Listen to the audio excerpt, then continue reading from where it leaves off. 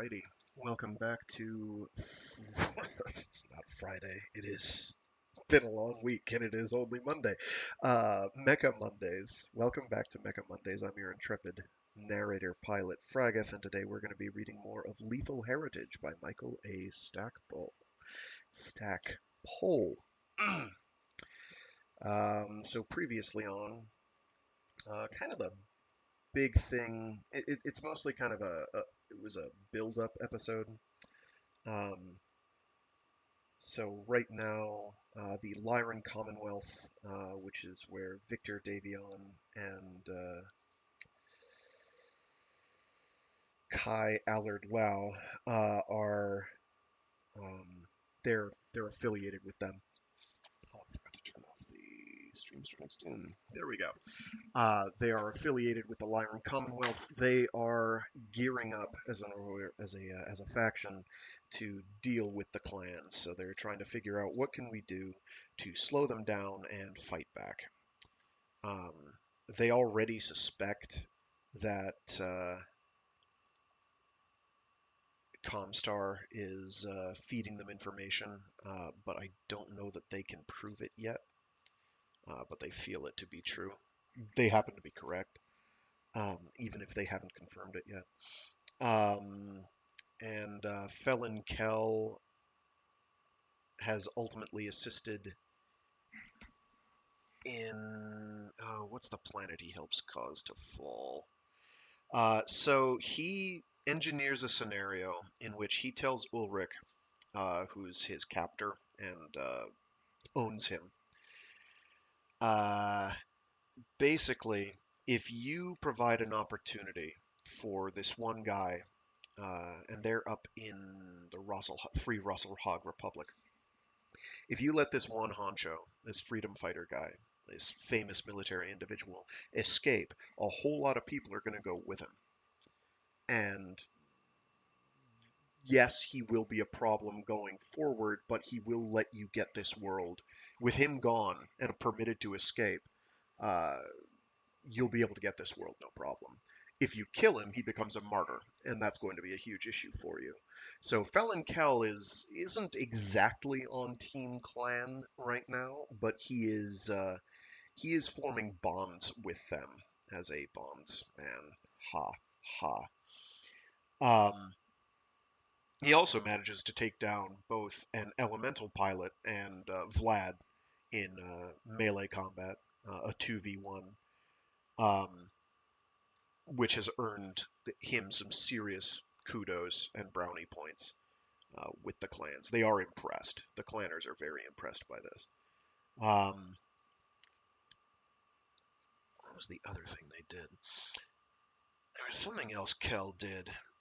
He's definitely walking a fine line right now as far as the whole treason thing is concerned, but he's also a mercenary, so it kind of makes sense. Admittedly, a mercenary with history. History and ties to broader, more famous families. Anyway, I think those were the major things that happened. I'm trying to remember if there was anything else significant. Tyra went with the that one. What's his name? Why can I not remember his name? He's important.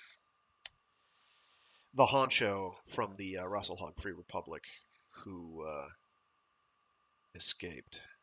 What is his name?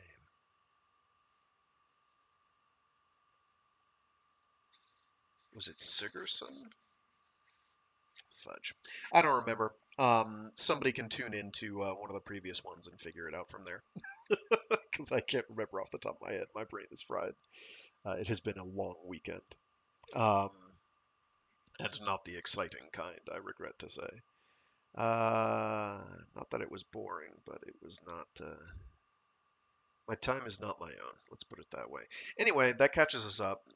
We are now entering into part 4 of Lethal Heritage. Things are moving along. I, at a guess, would say we have about 3 more installments. That would be my estimate. as of this moment in time. So, without much further ado, gonna slide in there. Thank you. Good bookmark. Let's get rocking and rolling. Oh, thanks for tuning in, C.W. Nicholson. I did not see you there. I should really get better about that.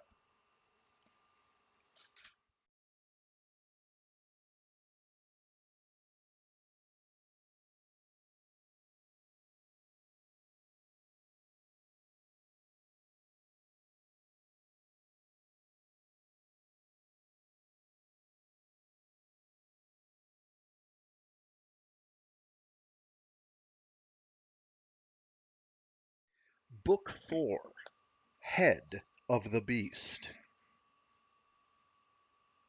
Chapter 30. Marshdale, Kagoshima Prefecture, Pesht Military District, Draconis Combine. 21 July 3050. Shin Yodama tugged on the ends of the sash at his waist, pulling the quilted robe tighter. The sound of angry waves crashing against the cliff face below, and winds howling around his tower, deepened the sensation of cold gnawing into his bones. To think I talked myself into enduring 8 weeks of jump ship transit because I thought a tropical paradise waited at the other end of the trip. Marshdale is certainly not that.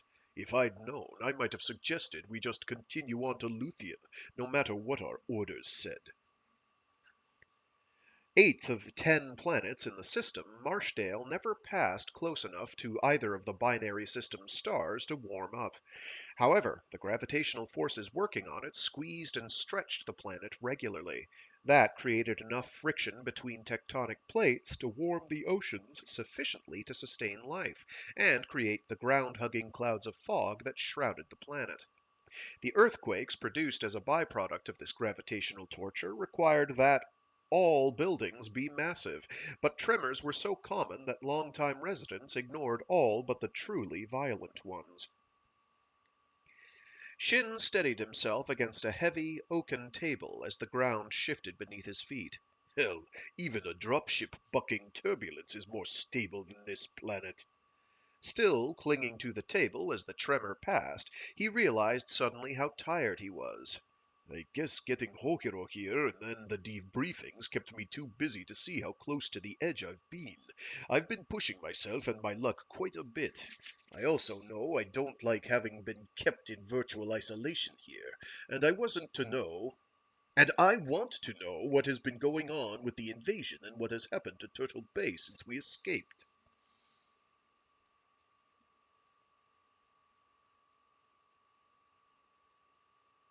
A knock sounded at the heavy wooden door. "Enter," Shin snapped irritably. At the sight of the man who stepped through the doorway, Shin's jaw dropped open. He bowed so deeply that he almost bashed his face on the table and held it. "Excuse me, Gunji no Kanre. I did not mean to be rude." He slowly straightened up. Theodore Kurita returned the bow, then shut the door, which remained guarded by 2 of his uniformed men. "I heard no rudeness, Shin Yodama." "I heard no rudeness, Shin Yodama." The door stripped all emotion from the word it let pass through. "Oh, that's him talking still. Whoops." "I heard no rudeness, Shin Yodama." The door stripped all emotion from the word it let pass through. Shin's nervousness began to drain away, and he tried to smile. "And I used that tone with Takashi Kurita. I would have regretted it, but not so with Theodore." "You are most kind, Highness." Shin glanced down at the floor, not wishing to compound his earlier error with ill-mannered staring. "What may this humble servant do for you?" The heir to the Dragons smiled, looking suddenly youthful. Only the scar over his left eyebrow and the wrinkles beginning at the corners of his eyes hinted at his 53 years. Aside from those minute clues, the tall, slender man could have passed for a mech warrior half his age. The Conray pointed to a chair and waved Shin to it. "You have already served me more faithfully than many of the warriors in my service." He raised his left hand to the scar on his brow. "You have been with me for as long as this scar." Marfik, Naja, and now Turtle Bay. You've done enough in any one of those places to satisfy most men for a lifetime. And now you have saved my son. The Yakuza shook his head. "Forgive me, Conray, but I have only done my duty. I saved my commanding officer, which is what any other would have done in the same circumstances and with the same resources. Praise and thanks go to the Oyabun of the Ryugawa Gumi in Edo. Without him, both Hohiro-sama and I would be dead." A shadow seemed to pass over Theodore's face. "I would do this thing were it possible. Unfortunately, the city of Edo was razed by planetary bombardment. The smoke jaguars decided that if they could not control the populace, they would wipe it out. Everything is gone." In his mind's eye, Shin saw the old man's castle evaporate in a wave of flame, and his stomach roiled in response. How could they do that? How could they kill a city? The Conray closed his eyes. "I do not know. My source said the Jaguar commander was most arrogant and wished to make an example of Edo." "I will confirm their arrogance," Shin said. "The debriefers may have told you—" Oh, there is no quote starting that. That's interesting. That threw me. "I will confirm their arrogance," Shin said. "The debriefers may have told you that I witnessed the destruction of a hovel calculated to make the people turn over a terrorist to the invaders. When a Buddhist monk confessed to the crime of planting a bomb, they killed him, then left. They had seemed concerned with the unnecessary loss of life, but my judgment must have been wrong for them to have destroyed Edo." Apparently, the Ryugawa Gumi made life unpleasant for the garrison troops once the frontline forces left for new conquests. Instead of sending elite troops back down to restore order, they used their orbital fleet to destroy Edo, and at the same time broadcast its destruction to the other major urban centers on the planet. The Conray swallowed hard. Resistance, as you might imagine, ceased overnight. "What I have told you is, of course, strictly confidential. That's still him talking, isn't it?" "Yes, it is. But they ended the quote before." "Hmm." "Grumble," says Frag. "What I have told you is, of course, strictly confidential. I have spoken of these things to you because I know that you are the most trustworthy of men. I also felt I owed it to you to tell you about the Ryugawa Gumi." "Thank you, Conray. I am honored by your trust." The Conray grasped his nope, it is clasped. The Conray clasped his hands behind his back and gave Shin a searching look. "Were it within my power, I would grant you any wish as a reward for rescuing my son from such danger. However, with you and Hohiro being our only sources of first-hand information on this enemy, I must ask instead for your continued service in this crisis. I ask also that you pardon the seeming ingratitude." Shin smiled warmly. "The only reward I desire is the opportunity to serve you well. Your need and my desire are matched horses." The Conray bowed his head. "Come, the others have arrived, and we must discuss strategy."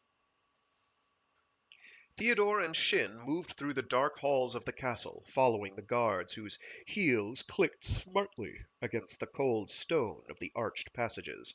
The castle, which had been built from native materials on a blueprint from an ancient structure on Terra, felt gloomy and sad to Shin.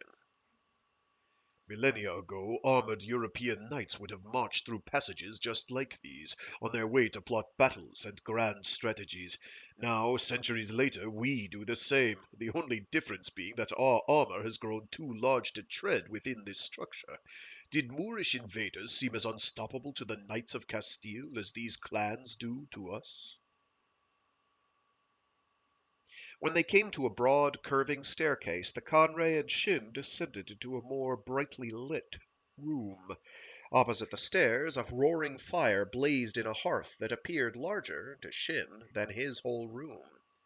Two oaken tables, built of well-weathered wood, flanked a holographic display unit. Technicians sat at either input station on the briefing unit, while a host of officers were gathered around the tables. "Spirits of my ancestors, this is an incredible collection of military leaders. If the clans struck this place, they would decapitate the Combine in one stroke." Though Shin could identify units and ranks from uniform insignia, he recognized only one other officer aside from Theodore and Hokero.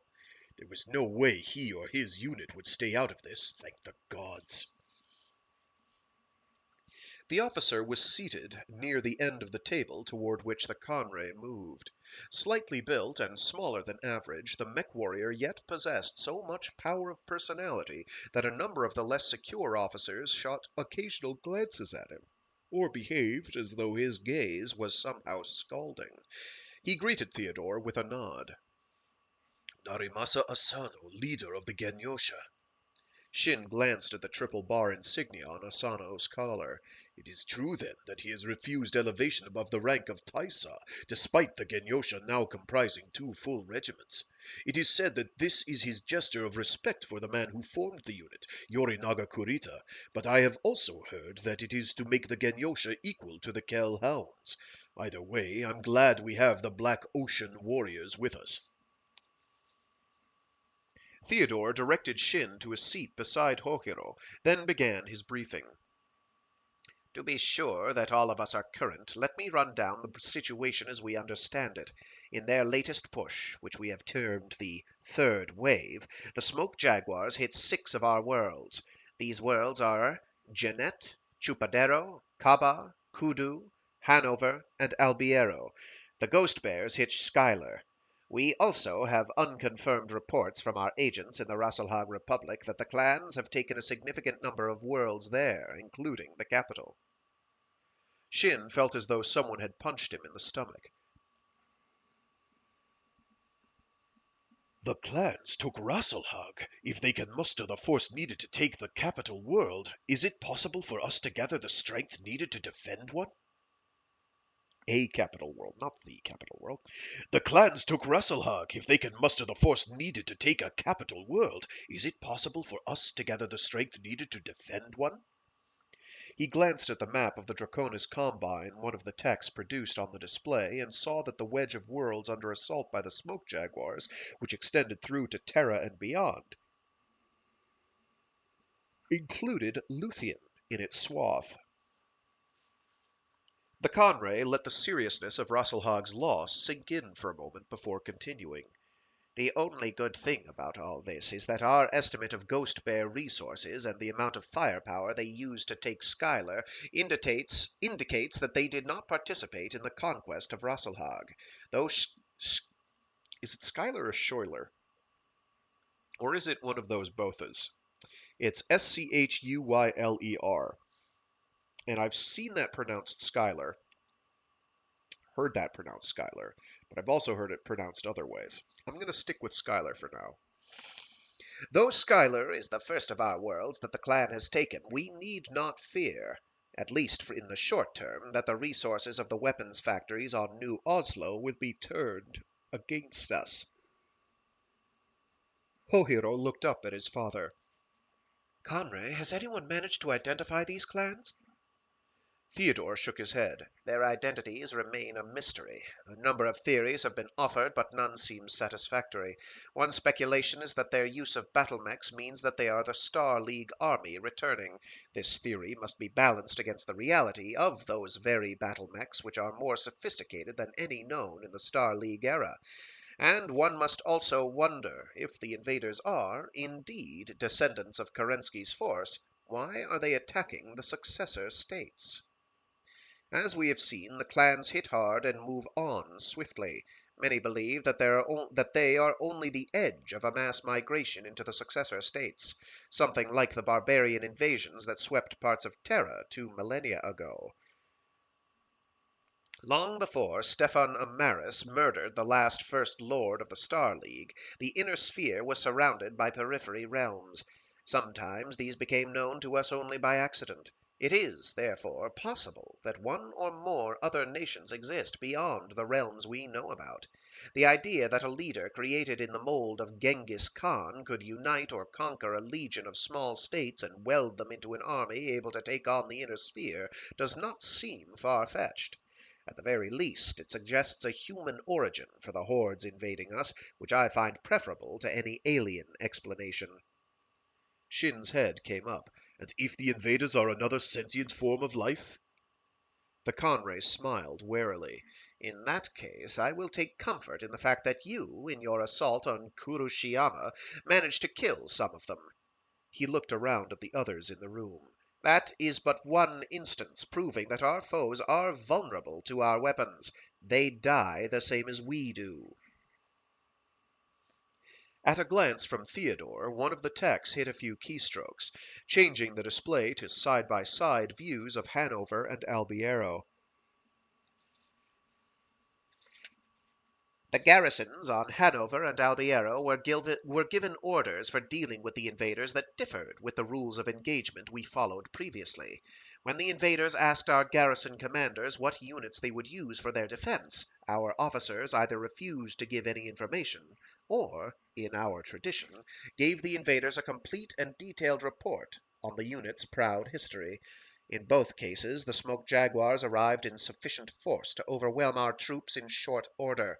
The only units that performed beyond the norm were newly formed regiments whose history did not reflect the caliber of mech warriors in them. He glanced at Asano. Those units were created and trained along the lines of the Genyosha and the Ryuken. Their commanders avoided the clean and crisp battles the Smoke Jaguars desired in favor of something more like the hit-and-run tactics of bandits. Though our forces eventually succumbed, partly because of supply problems, their tactics did manage to reduce the advantage of range the invaders have over us. Something in Theodore's explanation struck a chord in Shin. When the Smoke Jaguars came into Uramachi looking for Motochika, they accepted, at face value, the monk's confession that he had planted the bomb. They didn't seem to even consider the possibility he might be lying. "Forgive me for interrupting," he said, "but from what you say, the invaders inquire what forces we will use to defend the world. Taking the information on faith, they then act upon it. Wouldn't that mean that they could easily underestimate unknown and untested units? It seems to be part of their arrogance, as in the example of the monk who confessed in order to save others." "The very point to which I was heading," the Conray agreed, bringing a flush to Shin's cheeks.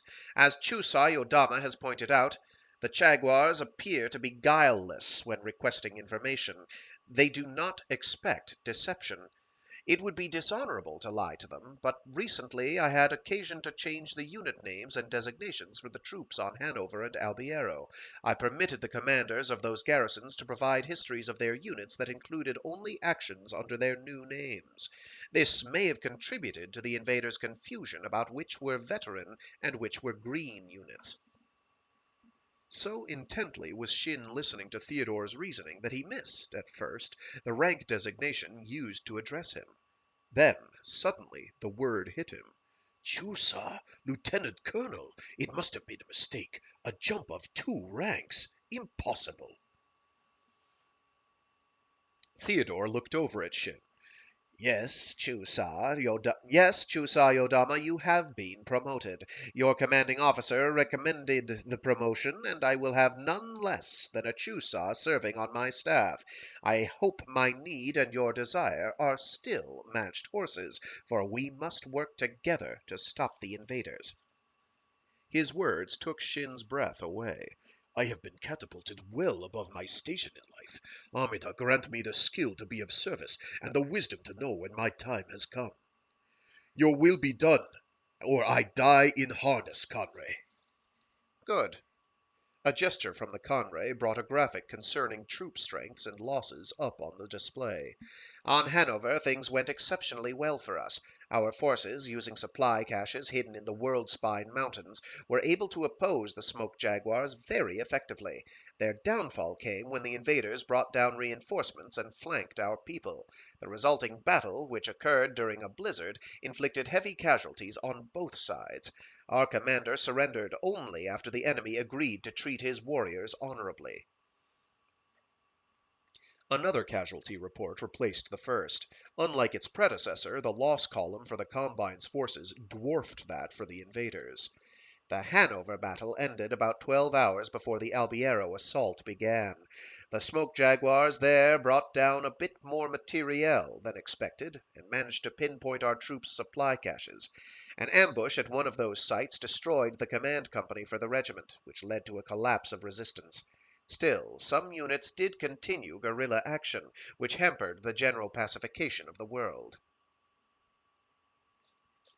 "If they got word out in 12 hours," Narimasa Asano began carefully, "then either the clans are using Comstar or they have hyperpulse technology themselves. There is no other way for a message to travel that fast between stars 15 light years apart, unless they used a jump ship to relay the message." Theodore shook his head. "No jump ship was used. As we cannot rule out Comstar involvement, all operations from now on will go out under sealed orders. That the enemy has his own hyperpulse generators is a simpler solution to the mystery, I think. Capturing one and the means to operate it would be a boon, but that can only come after we defeat our enemy. And defeat him we will." The Conray grinned proudly. "At the rate the attack waves have been coming, we have approximately 2 months before they move on. That gives us the time we need to set up Operation Sakaku, Illusion. We will gather our most elite units under new designations on Volcott, a world they are certain to hit in the next thrust. We will prepare hidden supply depots and occupy the most defensible points on the world. We will be ready for them." Shin frowned. "How do we know they will not sense a trap? Why wouldn't they simply bypass Walcott in favor of more meekly defended planets?" The Conray watched Shin like a hawk. "Oh, they'll know it's a trap, but they will come anyway. When they discover our bait, they will trap themselves. Remember how arrogant they are." The Conray smiled sagely. "How, after all, can they resist Walcott when they learn the defenders are commanded by the two people who escaped them on Turtle Bay?"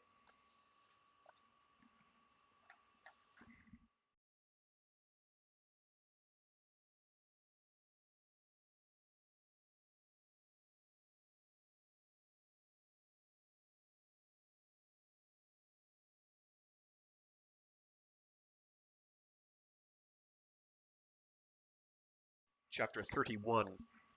Black Pearl Base, Sudeten, Tamar March, Lyran Commonwealth. 21 July 3050.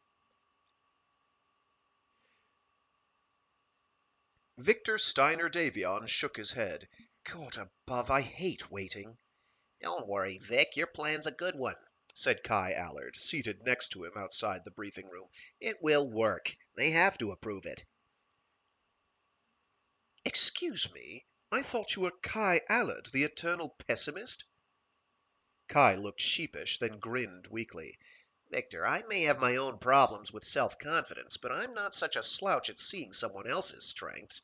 That was a great idea that your Hauptmann Cox came up with, of me running the Jade Falcon forces in our last simulation. There I got to exploit all the flaws I saw or imagined in our strategy." Victor snorted. "Yeah, and you watered up our forces and tossed them aside like they were tin soldiers." Kai shrugged. "But that was supposed to be a worst-case scenario.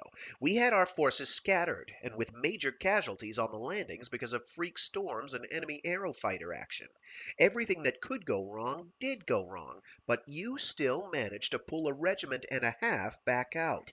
The disaster was controlled, and at the very least, the wealth of enemy data we would gain in such a case is justification enough for the operation.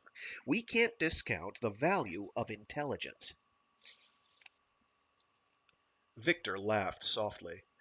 "Spoken like a spy master's son." Kai laughed as well. "Hey, it runs in the blood. The point is that this assault has a higher than normal chance of working. I won't bet on how many days or hours we can hold what? Goofy planet names. Hey, it runs in the blood. The point is that this assault has a higher than normal chance of working. I won't bet on how many days or hours we can hold Twycross after we take it, but I know it will slow the Jade Falcon's advance in the future." The door to the briefing room slid open, and Lieutenant General Andrew Redburn appeared in the doorway. "We have some questions, if you will accompany me." Vic rubbed his right hand against his stomach and got up slowly. Kai looked at him with concern. "What's the problem? What's the matter?" Victor rested his hand on his friend's shoulder. "No big problem, but I think the butterflies in my stomach just got issued battle mechs." They entered the room, and as the door slid shut behind them, took their places at the far end of the table. As in the previous briefings, they faced Morgan Hasek Davion, with Lieutenant General Redburn to their left and the mercenary leaders on their right. Kai took a seat and pulled the keyboard over. Victor chose to stand. Morgan tapped his fingers against the black cover of Victor's battle plan. "Before we start, I'd like to say that all of us are impressed with the extent of the work that you and your team have put into this document. It is clear and concise. We especially appreciate the extensive adversarial testing you did on it. This is work I would have expected from a cabal of hoary old veterans, not young officers like yourselves. Commendations have been recorded for those who contributed in this effort." Victor smiled and bowed his head. "Thank you, Marshal. We are most grateful that the work was of interest." He paused for a moment, then met Morgan's malachite stare. "I sense a but in there somewhere." "You do indeed," said Morgan in a low voice. "This plan calls for the allocation of 4 regiments, the 10th Lyran Guards, both Kell Hound regiments, the 9th FC RCT. Moving those units and the necessary support materiel and personnel will take 45% of our available jump ship and drop ship resources. That severely limits my ability to move forces to the worlds the invaders are likely to hit in their next wave." Victor frowned deeply. "But we agreed in a meeting 2 weeks ago that it was foolishness to try and defend all the areas the invaders could possibly hit. It's a guessing game that we can only lose." "Just because we know we can't defend all the worlds doesn't mean we don't have to try," Morgan corrected him. "This is more than just a military conflict, and you know it as well as I do. Ryan Steiner, for one, would be happy to pull the Isle of Skye out of the Commonwealth. If he were to hear that we'd made no effort to protect worlds in the Tamar March, he and his wife might decide to secede and negotiate their own pact with the invaders. That would neatly cut us off from the Federated Suns, a move you would agree is counterproductive." "Believe it or not, cousin, I did take that into consideration," Victor said, wishing that someone had strangled Ryan Steiner at birth. "We chose Twycross as a target for many reasons, most having to do with terrain and other significant combat factors. Though the political considerations of Twycross are given short shrift in the report, they did weigh in favor of its Why am I having so much trouble today? Though the political considerations of Twycross are given short shrift by the report, they did weigh in favor of its selection. The world is, after all, a command center. How can Ryan fault us for trying to take back an important world in the Tamar March?" The Marshal said nothing. He leaned back in his chair and studied Victor for a long moment. Victor slammed his right fist on the table.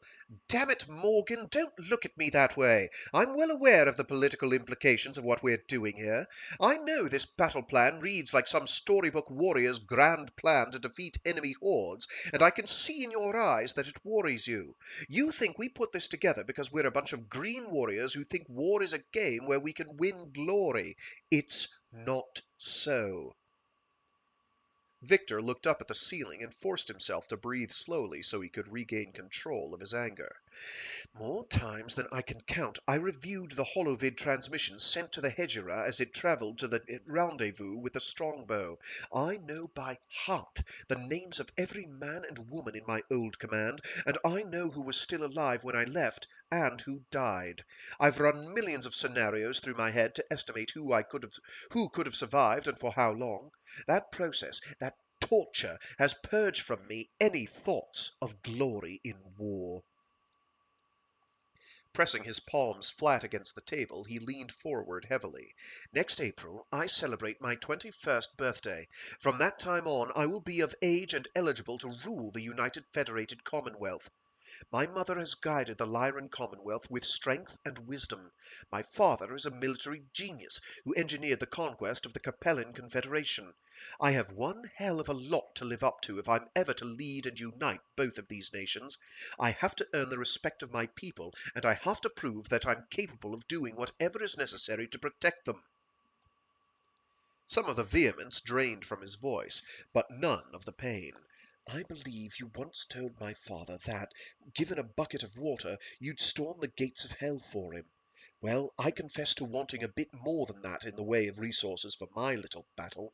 I've picked a world notorious for brutal weather and a treacherous terrain because most of the population lives underground and will be out of the way.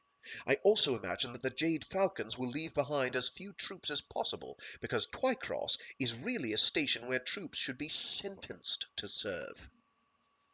Andrew Redburn flipped open his copy of the plan. "Oh, the Diabolic Storm will provide superior cover. The Ninth FC isn't going to appreciate being asked to move with it."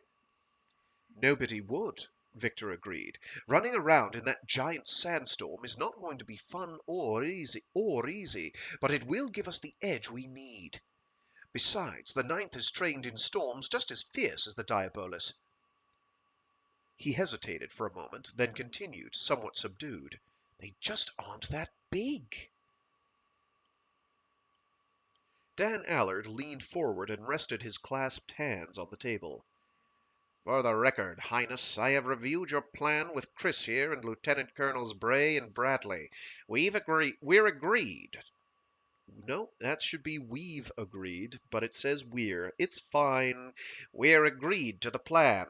Furthermore, I have been assured by Janos Vandermeer that there does indeed exist a pirate point close to Whoa, I will never get this planet name right. Furthermore, I have been assured by Janos Vandermeer that there does indeed exist a pirate point close to Twycross 3. Because the fourth planet in that system is a hot gas giant, he also believes that we can recharge the jump ships there at approximately half efficiency. With ion engine assist, we could jump back out within a week. Twycross is also an important battle-mech production center, Marshal." Victor quickly controlled the smile on his face. "We can use its stores and facilities to help maintain our force." "How long can you hold Twycross?" Morgan asked. Victor sighed heavily. "I don't know. Obviously, that depends on how long it takes for the Jade Falcons to notice we took it, and what they send back to retake it. My forces can either defend it, pull out, or even jump further back toward the rim if we recover sufficient supplies in the assault. The net effect is that the Jade Falcons will have to pull the line troops away from their invasion force to hunt us down. Suddenly, they'll have to play the same guessing games that we're playing." Morgan steepled his fingertips in a gesture Victor had learned, after long years of associating with his cousin, to fear. Before Morgan could pronounce sentence on the plan, Victor made one last plea. "Morgan, remember what you told me back on Tarkad this time last year? You reminded me that my father held you back until the time was right. I understand your reservations, and I respect them, but you weren't much older than I am now when you formed the Uhlans and did the impossible. My plan isn't impossible.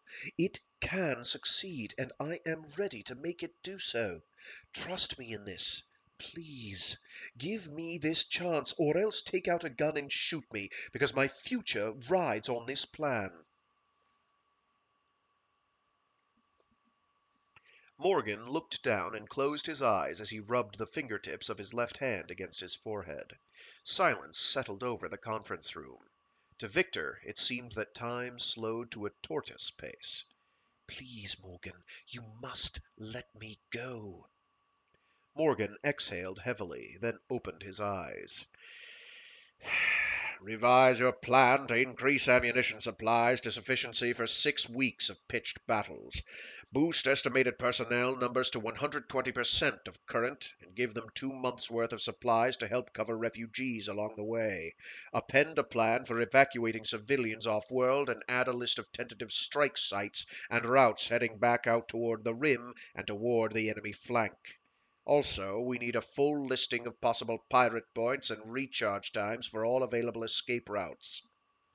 His gaze flicked up to meet Victor's blue eyes. You will personally prepare papers to indemnify the Kell hounds for their losses. Your rules of engagement will stress minimization of a civilian involvement. I want triple redundancy on your warning system for the 9th FC so they don't blunder out of the Diabolus into a Jade Falcon ambush. Prepare and include a plan for the isolation of the Comstar facility in Dobton. Victor blinked at Morgan. It's a go. You're giving me this assault? The Marshal nodded once. Your plan's not flawless, but the gain outweighs the risk. Of the plans I've to consider, it's the best. Victor looked down at Kai, flashing him a smile, then returned his attention to Morgan. I can't thank you enough. Morgan held up his right hand. Don't thank me. Even though Colonel Allard will be the force commander, I'm making you responsible for the lives of every man, woman, and child on Twycross. That is an awesome burden, but it's only a taste of what you'll assume when you take the throne. 20 years from now, after the assault has been forgotten by all but a few historians, then decide if you want to thank me or not. Victor Steiner Davion narrowed his eyes. Truly spoken, cousin. In 20 years, then, Morgan.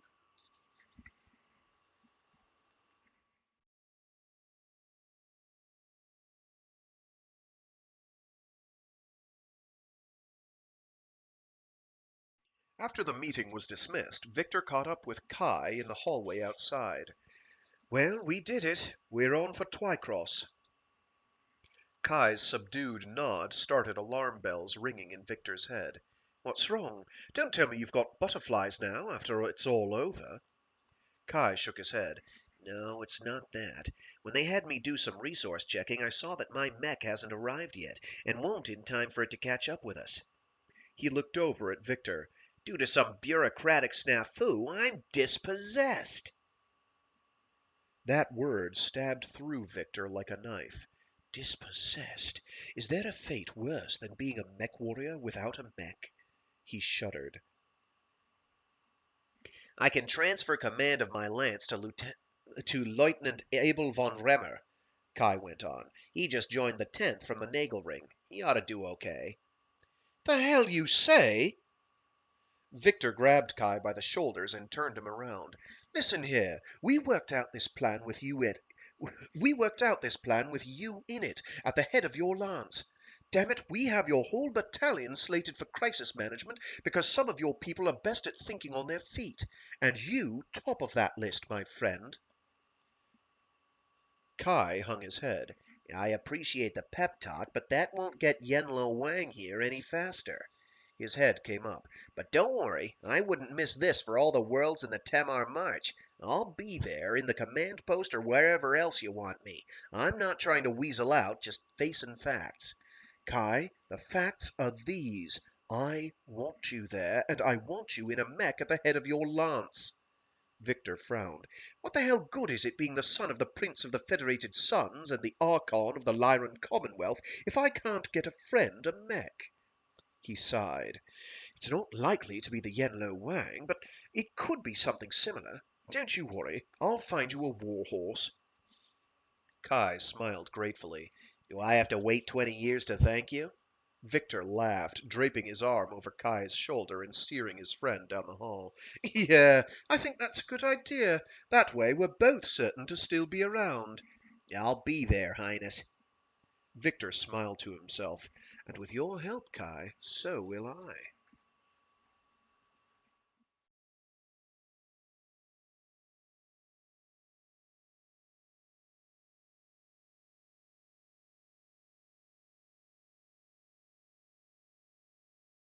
Chapter 32 Jump Ship Dire Wolf Assault Orbit Engadin VII, Radstadt Province, Free Rasselhag Republic, 30 August 3050.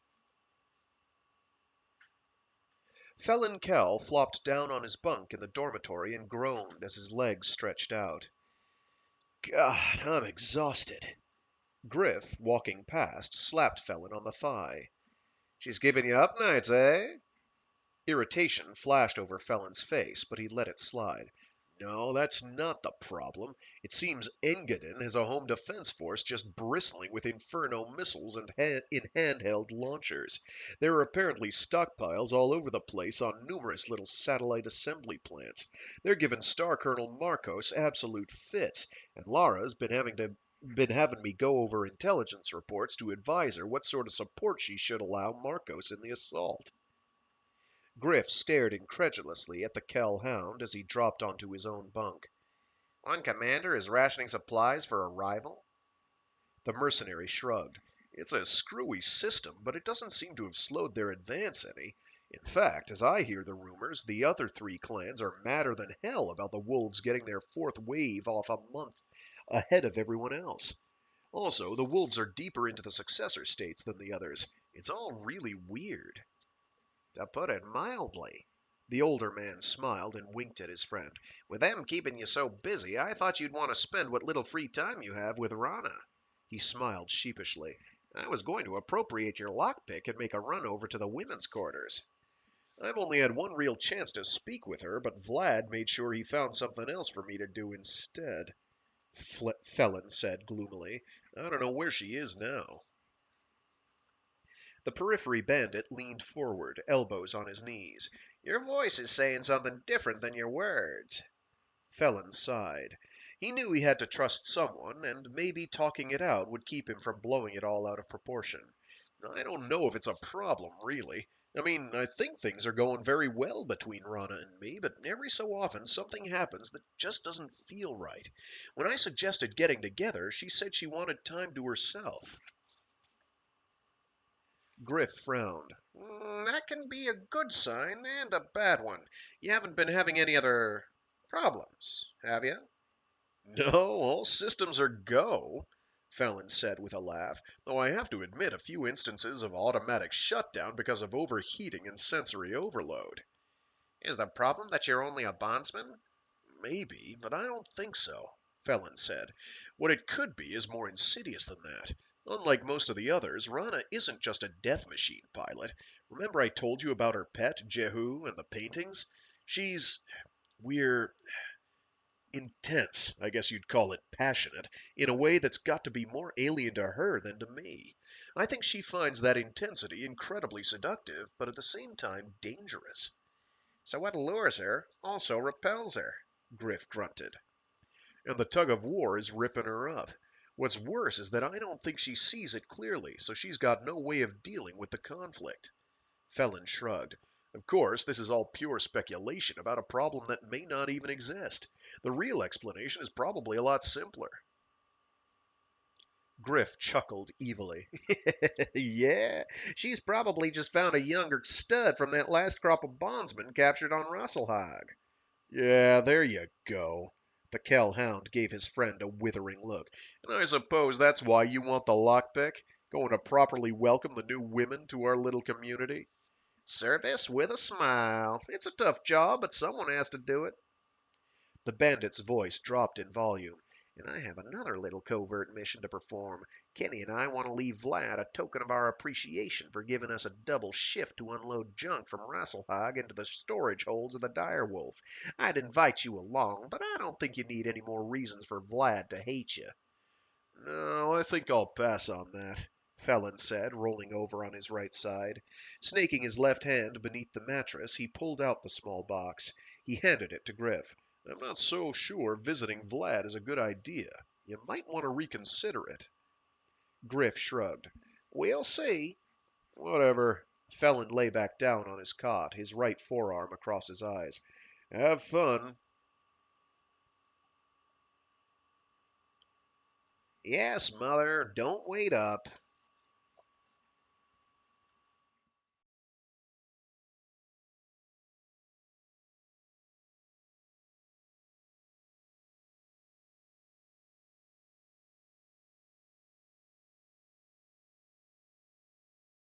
Phelan bolted upright as Griff ripped his mattress back and tossed the lockpick beneath it. All through the dormitory, ex-pirates dove into their beds and pretended to be fast asleep. Griff let Phelan's mattress flop back down, then hopped onto his own cot and draped the blanket over himself. Phelan blinked twice, then peered through the gloom at his friend. What the hell happened? Nothing. Griff slammed a fist angrily into his pillow. Just go to sleep. It's better if you don't know. Kenny Ryan's voice cut through the darkness. Tell him, Griff. Ryan's weaseling tone and Griff's quick denial told Phelan that whatever had happened, it was a disaster of major proportions. Damn it, Griff, don't leave me hanging. You used my lockpick, and that means I'm involved. What happened? Tell him, Griff, or I will, Ryan insisted. No, you son of a bitch! No! Griff rolled over onto his side to face the young mercenary. We went to Vlad's room. We opened the door. He was there. End of story. Now go to sleep. Phelan stared at Griff. Did he see you? No, it was dark. At most, we were silhouettes in the doorway. There. Now you know what happened. Go to sleep. Before Phelan could ask another question, Ryan's voice broke in. Tell him all of it, Griff. Do it or I will, and you know I'll enjoy it. Phelan heard the squeaking sound of Griff's teeth grinding together. Vlad wasn't alone. Oh, that's Griff saying it. Vlad wasn't alone. What the hell difference does that make to me? Phelan said, but he wondered why Kenny Ryan should be so intent on him finding out. If Kenny wants me to know, it has to be bad. Then the answer hit him. No, he gasped. It can't be. Hey, you guessed it, Kell, Ryan said cheerfully. She was there with him and they weren't discussing troop movements. His voice dropped conspiratorially. It didn't tell us she was a screamer, Kell. The mental image of Rana and Vlad coupling as light from the hallway splashed over them seared into Phelan's brain. All his own recollections of their times together became bitter, acid memories. The softness of her flesh under his hands became the caress of 1,000 razor blades. Her cries of pleasure became mocking laughter, and the love he had imagined in her eyes became contempt. I've been an idiot. Ulric has been using me, Vlad has been using me, and Rana has been using me. I'm a tool, nothing more. It satisfies Ulric to have my counsel from time to time. It satisfies Vlad to make my life miserable. It satisfied Rana to...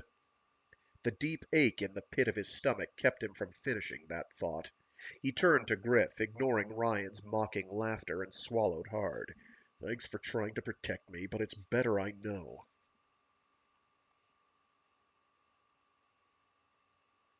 Griff reached out to give Phelan's shoulder a squeeze. I would have found a way to let you down easy, you know. I wouldn't have left you in the dark. Let him down? Keep him in the dark? God, stop it, Griff. You're killing me with these puns. Griff threw back his blanket. I'm gonna kill you with my bare hands, you malignant dwarf. Phelan saw Ryan's silhouette a few bunks away. What's the matter? Isn't Kell man enough to fight his own... Oh. What's the matter? Isn't Kell man enough to fight his own battles, Quineg? Ryan's voice took on a razored edge. Of course not. If he was a man, his little love bitch wouldn't have found herself someone else, would she? The whispered sound of the door sliding open preceded the harsh flood of lights by half a second. Phelan shaded his eyes and saw Vlad framed in the doorway. His blue jumpsuit was unzipped to the waist, and sweat glistened on the mat of curly black hair on his chest. His eyes seemed to burn with fury, and his expression looked positively demonic. Which of you Savashri dared to invade my chambers? Vlad snarled. The rest of you give him up, or it will go badly for all. Vlad held a black 15-centimeter tube in his right long tube. Vlad held a black 15-centimeter long tube in his right hand. As he flicked his wrist away from his body, 3 meters worth of flexible black cable uncoiled itself like a languid tentacle. His thumb pressed down on a red stud on the handle, filling the room with a hiss that sounded somewhere between radio static and a rattlesnake's warning. The men in bunks closest to the door backed away immediately, and Vlad laughed viciously. Who will be punished, children? Will I have to start at random? He swung the electrolash effortlessly at one of the bunks. The cable slapped into a pillow, which then exploded into half-melted bits of spongy fiber. As the stink of burned petrochem filled the air, Vlad gestured the men forward with his free hand. Believe me, I will find the guilty parties, and they will pay. Do you answer me voluntarily, or do I have to force the answers out of you? Phelan's pain over Rana changed to anger. An electrolash, the kinder cousin of a neural whip. It won't leave you permanently damaged, but it doesn't cause enough pain to put you out either. Using them on beasts of burden or for animal control, as they were intended, is one thing. Using them indiscriminately on men is another. Vlad pointed to one man cowering at the foot of Kenny Ryan's bunk. "You," he said, "come here." Phelan threw back his covers. "No, Vlad. Leave him alone." The clansman's head came up, and everyone else turned their attention to the mercenary. "You?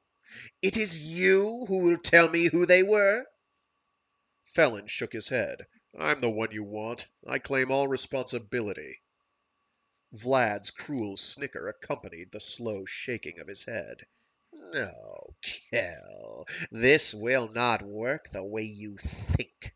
The fact that the Khan has claimed you as his own would not stop me from beating you, even if you were the one of the guilty." Phelan walked toward the front of the room. "No trick.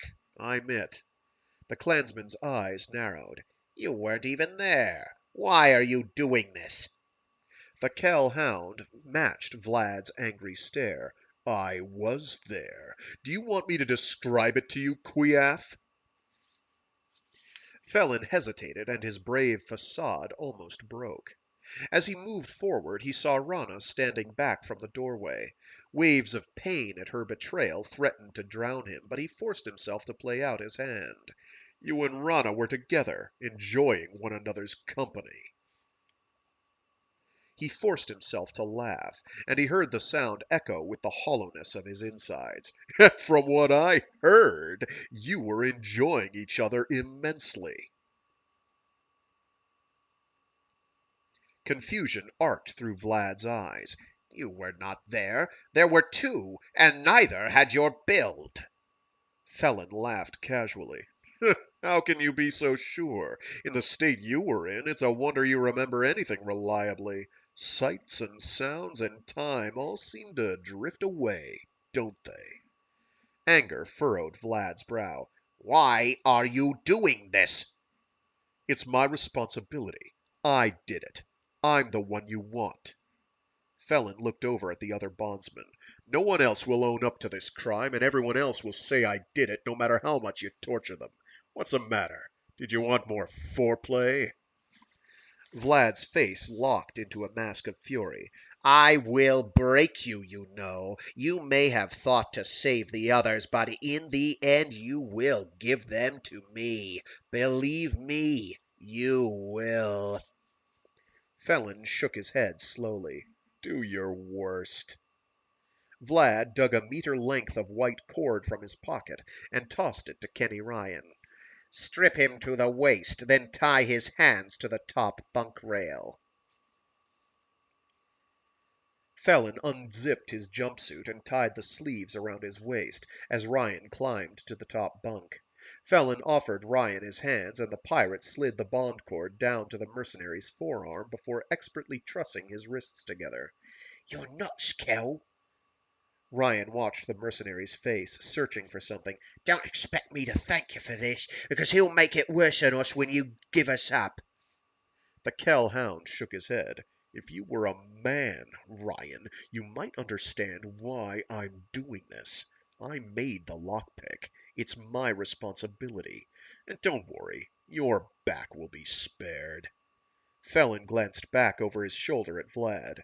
"I can hurt him more by not telling then he can possibly hurt me, and that's enough to keep your secret." As Phelan turned back toward the bunk, he saw Rana looking at him incredulously. She met his gaze, then quickly looked away. The electrolash wrapped around his chest like a ribbon of molten steel. It tightened on his rib cage and sent fiery tendrils of pain shooting up and down his spine. All his muscles spasmed, then contracted, leaving him to hang roughly from the cord around his wrists. The pure agony shattered his resolve to remain silent, allowing an inhuman wail of excruciating pain to rip through his throat. His screams stopped when his throat became too raw to make any sound at all. Some time after that, his torture stopped as well.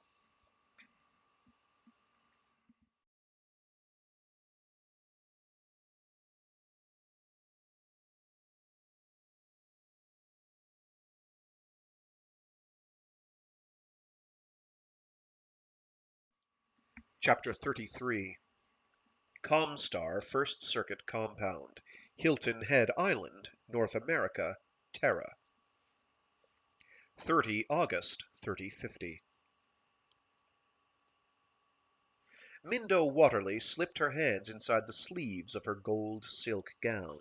"I agree, Precentor Tharkad, that the raising of Edo on Turtle Bay represents an escalation of the conflict that calls into question the wisdom of working with the clans.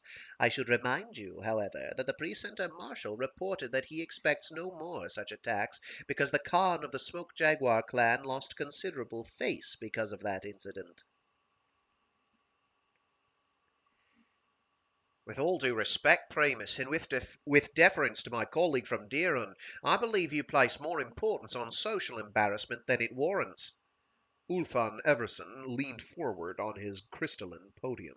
"I would also note that the clan's jump-capable warships have not been used of late because they have been bid away in the curious game the invaders play before taking a planet. Though you do not mention it, I recall that it was Phelan Kell who planted the suggestion of bidding away a warship, not our agent to the clans." Shaurlar Mori looked over at the Primus, who nodded permission to speak. "You confuse your arguments, Precentor Tharkad. If the Primus failed to mention Phelan Kell's part in the decision to abandon planetary bombardment, it is because the important fact is the bombardments have stopped and are unlikely to continue. The Wolf Clan's third and preemptive fourth waves have shown this perfectly. As for the role of social pressures from the clans in the clan society, we keep hearing about the pressure to conform and outdo the others. That Khan Ulric of the Wolves bid away the Direwolf in his negotiations with Khan Bjorn of the Ghost Bears cost Bjorn mightily and has elevated Ulric in the esteem of others, including his rivals. In their quest for glory, others have imitated Ulric by bidding away even more than the support of their warships in their contests over who may attack a world. As the latest reports from Engadin indicate, this has created some difficulty. It may not stop the clan's advance, but it will slow it." The diminutive Jen Lee, precentor from the Capellan, from the Comp-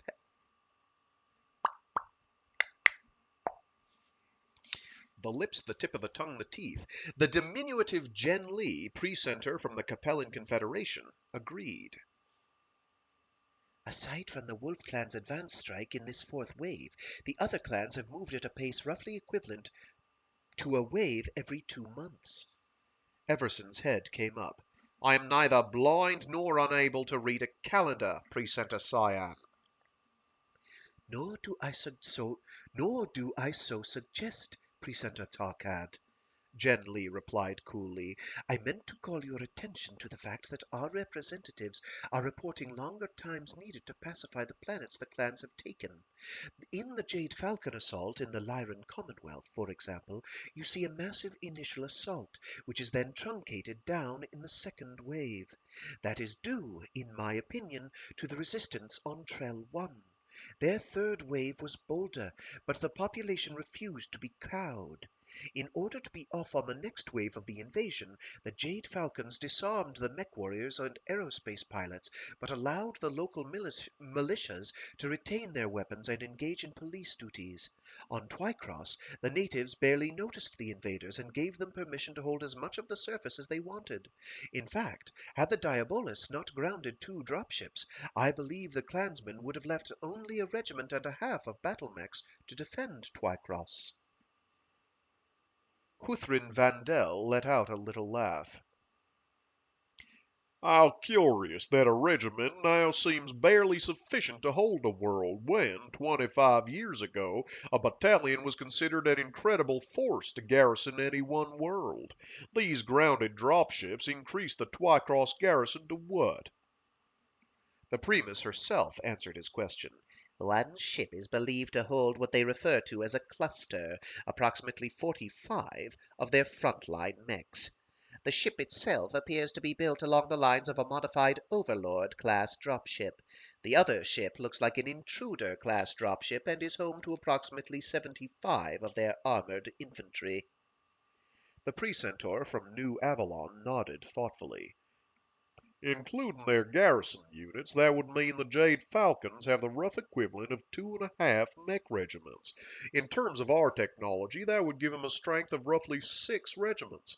The armored infantry have to be worth another company. Even taking into account environmental factors that might curb the extended range of their weapons, they are still a formidable force. Interesting. Mindo fixed him with a harsh stare. Are you still with us, Precentor New Avalon? Do you intend to share your ruminations or not? Vandel smiled as his head came up. Well, we have no solid proof, but I expect that a counterattack on the Lyran front is imminent. Mindo's dislike of surprises showed plainly on her face. Explain. Though the official military traffic has continued with banal reports and typical communications, the personal messages going to and from troops gathered at Sudeten has trailed off considerably. Military officials deny that troops have been moved off-world, but enough dropships have been blasting off Sudeten to make the invasion of the compelling Confederation in 3028 look like a field trip. The Primus gave him a reproving glare.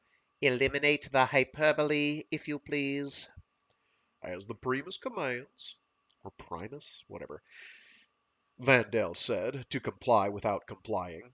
The troop lists we obtained from our Sudeten facilities were impressive indeed. The 10th Lyran Guards, the 1st Cathil Uhlans, the Kell Hounds, and the Eridani Light Horse, just to mention the best known units, were all present.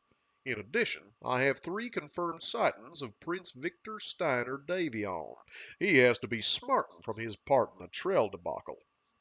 I had some of my people run an analysis of the situation in the Commonwealth and had it cross-correlated with Victor's Nagelring records and his personality profile. Though he has the cunning for deceptive tactics, Hans Davion's son seems to favor an aggressive approach. Defending is not his idea of proper military strategy, so I assumed he would agitate for an offensive strike. I then took conquered worlds that could be reached from Sudeten in the time it would take for Jade Falcons to launch their 4th wave and cross-correlated them with worlds that had environmental and topographical features favorable to the close infight and most familiar to inner sphere warriors. The highest probability was for Twycross, with an 87.5% factor. He smiled boldly at the Primus. None of the information I used was unavailable to the Davion troops. A study of Victor's friends at the Nagelring and the New Avalon Military Academy shows that Renard Sanderlin and Kai Allard Lau were both assigned to units, the Uhlans and the 10th Lyran Guards, respectively, that are present on Sudeten. Victor has been transferred to the 10th Lyran Guards, so I assume that unit will be involved in the assault. I would doubt the Uhlans will go because Morgan Hasek Davion would never put all his eggs in one basket. I also believe that the Kell Hounds, perhaps because of the connection between Dan Allard and his nephew Kai, and because of the Hounds' fanatical loyalty to the Steiner bloodline, will be in on the assault. Conversely, Morgan will hold back the Eridani Light Horse. What other units will go, I cannot be certain, but the 7th Donegal Guards seem likely because the climate of their homeworld of Ron makes Twycross seem pleasant. Ulthan Everson, smiling from ear to ear, congratulated his longtime ally. Excellent analysis, Uthrin. Then he turned toward the Primus again. I would move that we supply the Davion forces with information about the clan units on Twycross so they will not be taken by surprise. Sharalar Mori preempted the Primus's summary rejection by raising her hand. If you please, Primus, I have some information that could have a bearing on Precentor Tarkad's motion. Ulthan, I think you should know that the Draconis Combine is preparing its own trap for the clans. Word has gone out to sources the Smoke Jaguars are certain to have captured in their third wave that the individuals who escaped Turtle Bay before Redor's destruction are present on Wolcott. The Jaguars have learned, to their chagrin, that one of the prisoners was Theodore Kurita's son, Hohiro, and that Hohiro himself will take part in the defense of Wolcott. If the Jaguar Khan is smarting from the loss of face over the Edo incident, this message will sting him further. Theodore might as well have given him an engraved invitation to attack Wolcott. Precentor Diron suppressed a smile. Who's Diron? Is that the... It doesn't help that I can't remember their names.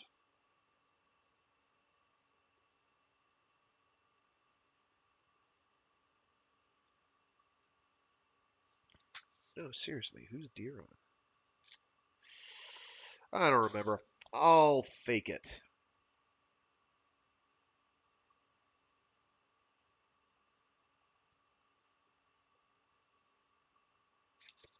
Anyway, Precentor Diron suppressed a smile. Invitations to come to Wolcott were not issued to the clans, but they were given to the 11th Legion of Vega and the Genyosha. These two units and several less well-known regiments will be on Wolcott, masquerading under fictional unit designations and with histories that cover only the most recent exploits of these units. The Genyosha, for example, have been waiting on the Diron sky border and have seen no action in the last year, and so the Jaguars will have no solid grasp on what the unit can do. This tactic worked on Hanover, which means the Jaguars will be suspicious of these virginal units, but the desire to recapture Hohiro Kurita and recover some of the face they lost on Edo will probably outweigh their caution. Everson smiled broadly again. Excellent. We will teach the invaders a lesson, one they've needed since their invasion began. I can see no reason why we should not offer information to both the Davion and Kurita forces. Don't be a fool, Ulthan, the Primus snapped. Don't be a fool, Ulthan, the Primus snapped. If we tip our hand to the Combine or the Commonwealth, they'll know we have established a relationship with the clans, which they will resent mightily. Besides, we do not wish to jeopardize our deepening link with the clans.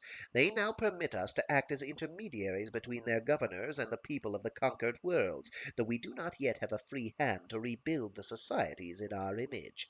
Because they have not yet asked us for more than trivial information, they feel no obligation to us. That, I believe, will soon change.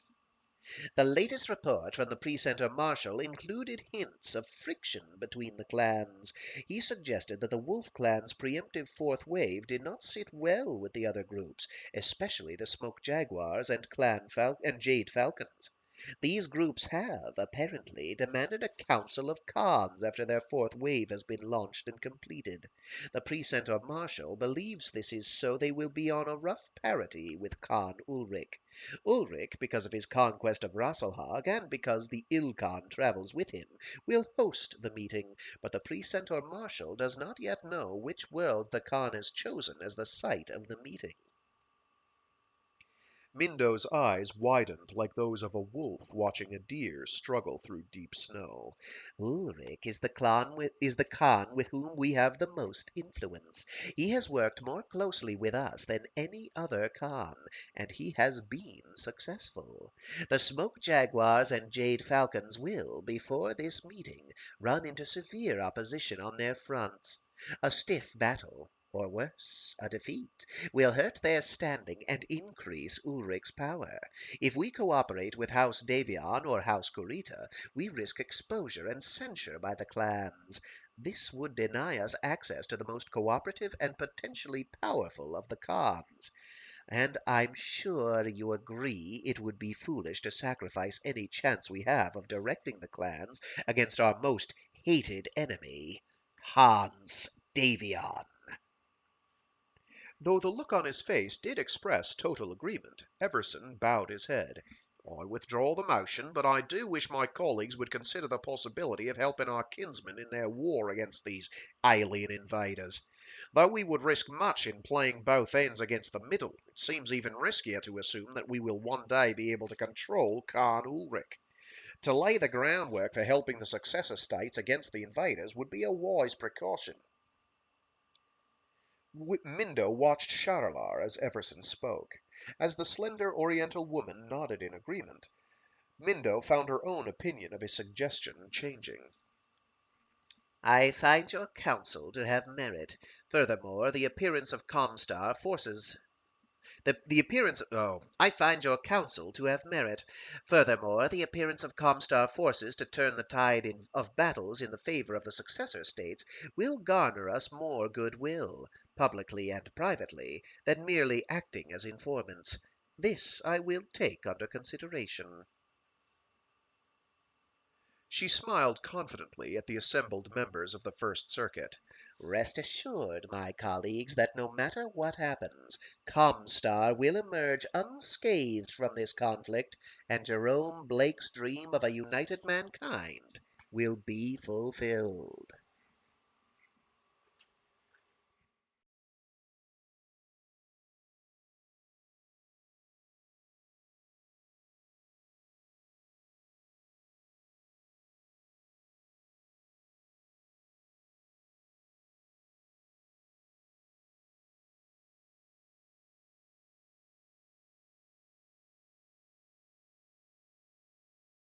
Chapter 34 Jump Ship Direwolf Assault Orbit Engadin 7 Radstadt Province.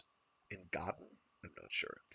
Let's take that from the top. Chapter 34 Jump Ship Direwolf Assault Orbit Engadin 7 Radstadt Province Free Ruzzlehog Republic. 31 August 3050. Even before he heard the sharp intake of breath, Phelan Kell knew she'd be the one to walk through the sickbay door. He'd played the scene over and over again in fitful snatches of dreams, but when he heard, then saw, her in the small handheld mirror by his pillow, he forgot it all. How could he feel anything for a woman who betrayed him, then came to gloat?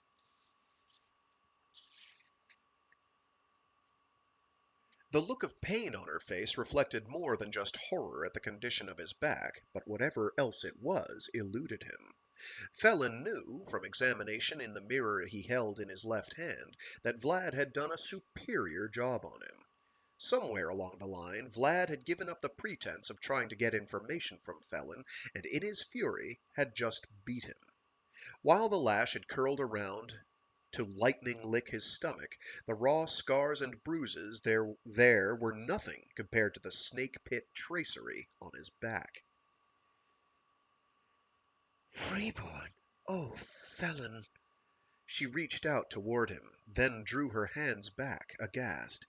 It must hurt so. Phelan tried to shrug, reigniting scorched nerves all over his back. He gritted his teeth against the pain, then gasped in a breath or two. Yep, no, I had it right. Never mind. Phelan tried to shrug, reigniting scorched nerves all over his back. He gritted his teeth against the pain, then gasped in a breath or two. Yeah, it does, but I'll live. Avoiding his reflected gaze, she shook her head. I have never seen anything so savage. I expect the Khan will sell me off now. Phelan laughed bitterly. One bondsman, shop worn. We'll trade for Surat or best offer.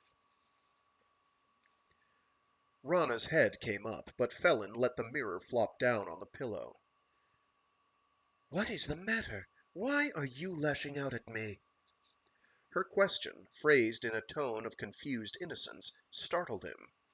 How could she ask that after she'd slept with Vlad? Did she think I didn't know? Hell, she heard me describe the whole thing to him. Did she think I didn't care, or that it wouldn't matter to me? Phelan drew in a breath slowly and carefully. Sorry, it's just that I don't like being used. I thought we were friends. What? We are friends. She came closer to the head of the bed, entering his peripheral vision on the right. We are friends, Phelan. Friends? Scorn steamed up from his reply. If that's how you treat friends, I'm glad I'm not an enemy. What are you talking about? What did I do? Cut the innocent act, Rana. I may be a bondsman, but I'm not stupid. Despite the pain burning on his flank, Phelan twisted around on his left side to face her. What did you do? You were sleeping with him. Did you think I wouldn't care, or did you just not consider that in the heat of the moment? She stared at him, utterly uncomprehending. How can that hurt you? What difference does it make? What difference? He shook his head. Am I missing something here? As I recall, you and I were sleeping together. Rana looked at him as though he'd lost his mind. Obviously, you are confused. You have not been able to sleep. I will visit again later. He flopped back down on his stomach. Don't bother. Between you and your lover, you've ripped me up enough. Lovers? Vlad and me? She laughed aloud. It's quite clear your mind is not working at all. You were in bed together. They saw you. What the hell would you call it? We definitely are not lovers. Vlad and I were in the same Sibco. Her tone challenged him to turn that into some sort of sinister accusation, then her voice faltered. I was confused about something, and I went to talk with him. That's not all you did, is it? How can you make it sound like a crime? We were in the same Sibco. We grew up together. You would say we are part of the same family. Getting weirder, Rana. Getting weirder. She pleaded for understanding, but her words only made Phelan shudder with rage. She saw it and tried to head it off. I came here because I miss the time you and I spent together. Phelan let out a small cry of pain. You've done enough to me. Don't you understand? I'm not going to let you do to my insides what Vlad did to my back. At least not any more. Just go. Go away. I don't want to see you again. He buried his face in the pillow so she couldn't see the hot tears burning in his eyes. He fought to control his sobs, and thought he had until he heard the sound of crying. He tried again harder, but the sound persisted until cut off by the hiss of the closing door.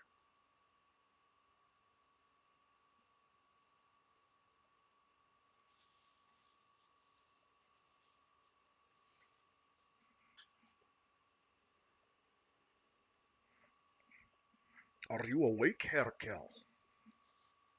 Phelan looked into the mirror with red-rimmed eyes and nodded at the precentor marshal. Forgive me for not rising to greet you properly, but no offense taken, Vogt said, looking down at the mercenary's brutalized back. I've seen worse wounds in my time, but never on someone still alive. The Kell hound managed a weak smile. If I'd known it would hurt this much, I probably would have preferred to die. Vogt acknowledged the grim jest with a nod. Those welts look bad now, but I think the scarring will be minimal. I don't remember what voice I used for Vogt. Phelan nodded. You know what they said at the Nagel ring? The older man's eye focused distantly. Yes, I do. Scars are the proof man can survive his own stupidity. His left hand rose to adjust his eye patch. Those words have taken on a special meaning for me in the past 20 years. The mercenary sighed. I hadn't thought of it that way, else I might have arranged for Vlad to give me a lash across the face to remind me how brainless I am whenever I look in a mirror. The precentor marshal steepled his fingers. Some men see such marks as proof of their own immortality and infallibility. You would be intolerable if you allowed yourself that vanity. The image of poor Miraborg swam through Phelan's mind. Score one for the Comstar warrior. I learned long ago that I'm not infallible. Vogt watched him closely in the mirror. You refer to your expulsion from the Nagel ring. You must know the story. You provided Ulric with a data stack on me.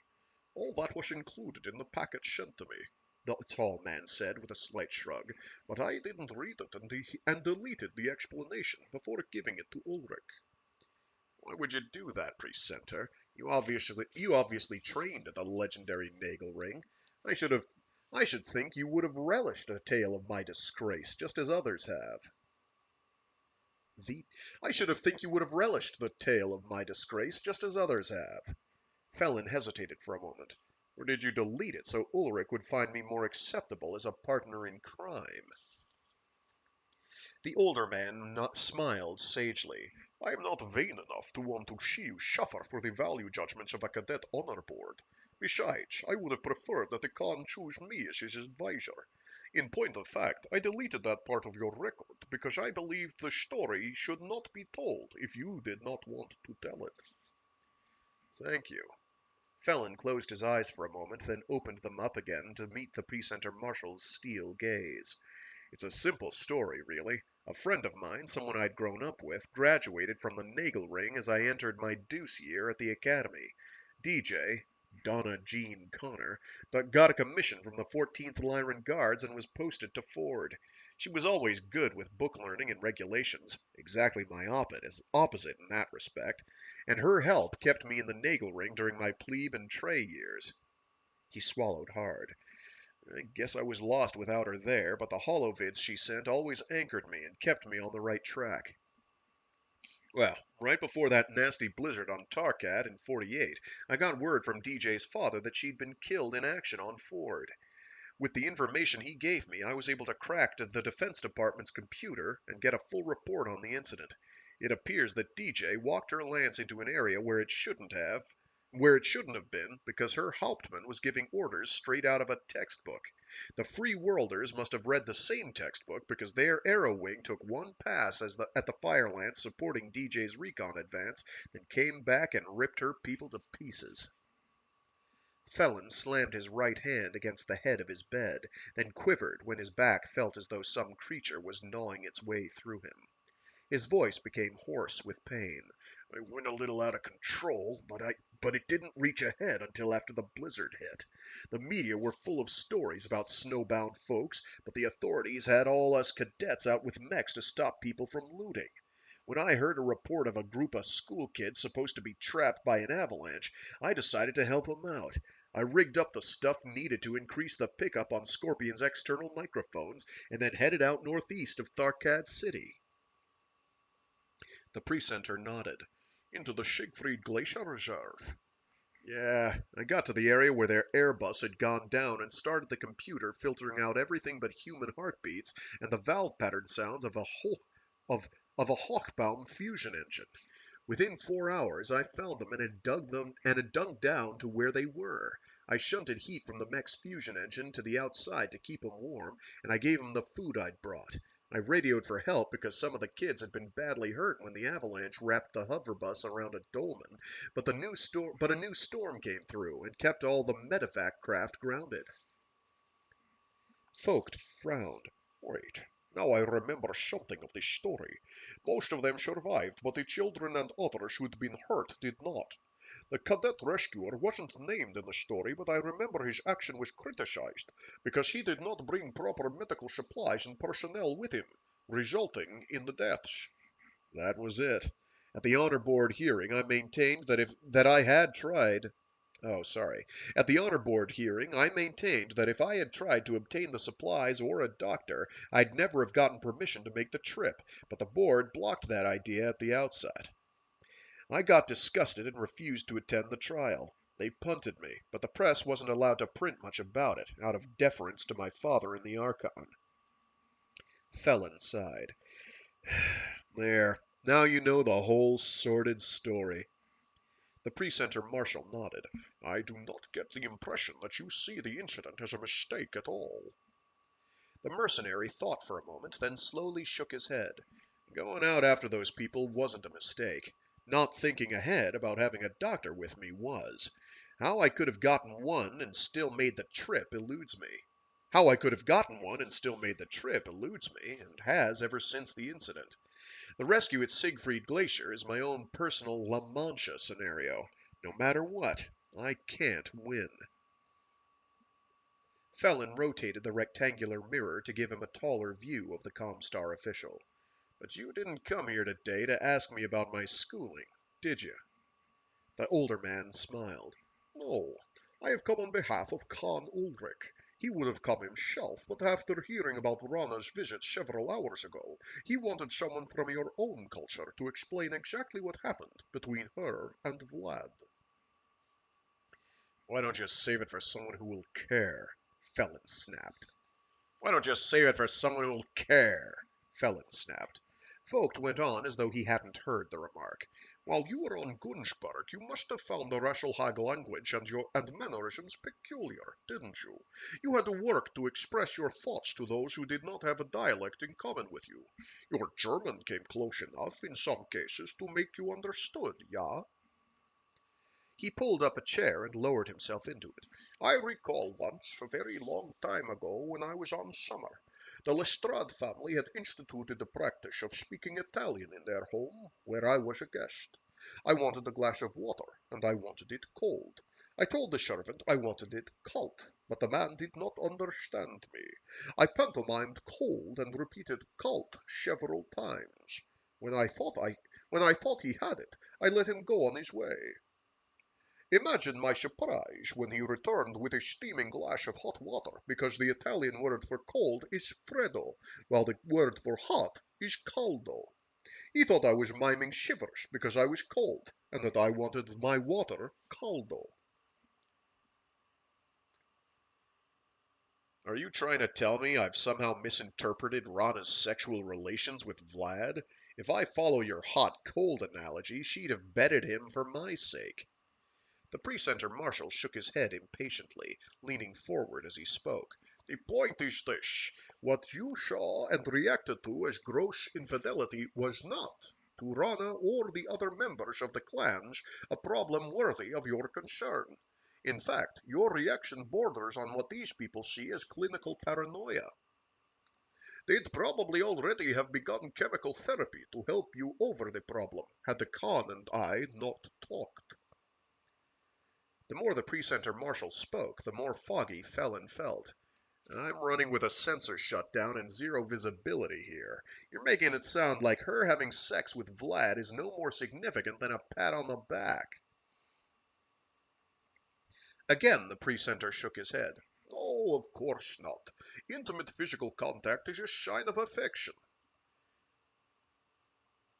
But that's the first thing you've said that I can follow. But in this society it does not carry with it the emotional baggage that it does in ours. Vogt moistened his lips with the tip of his tongue. The clans are an alien society, Phelan. Indeed, I often find myself wondering if they are human at all. To them, Rana's sleeping with Vlad is just a sign of friendship. The mercenary's brows knotted together. You're making it sound as though the concept of love does not exist within the clans. It does, but not as we know and experience it. At least not among the clan's warrior caste. For them, esprit de corps, in a form far stronger than we would acknowledge, would be the rough equivalent of love in our society. What we might call love apparently exists, but it's the exception, not the rule. Phelan shook his head. Do you understand what you're saying? How do they decide who they want to marry and who they want to have children with? A society can't function that way. A warrior society can, Phelan, and apparently does so very well.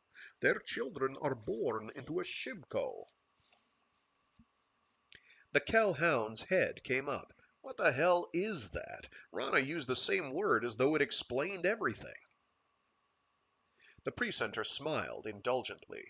A shibko is a group of children born at the same time, many of them many of them from the same families, as I understand it, who are then raised together.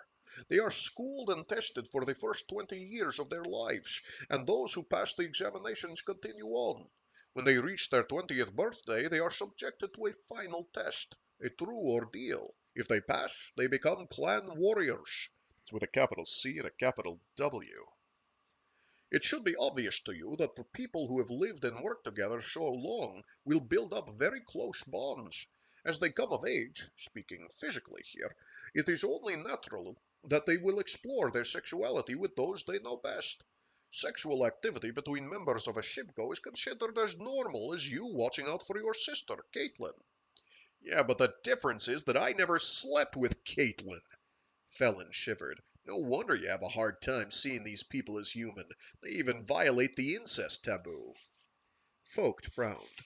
Yes and no. Incest is taboo because of the problems of inbreeding.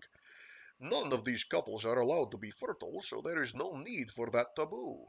Think about it. The incest taboo is imposed by society, not by biology. And in this case, it is moot because Vlad and Rana come from entirely different bloodlines. With all the coupling going on, how would anyone know who belonged to whom? Though Phelan tried to make the remark more caustic, the effort at sarcasm drained him. She did seem utterly dismayed at my anger. Could it be as he describes?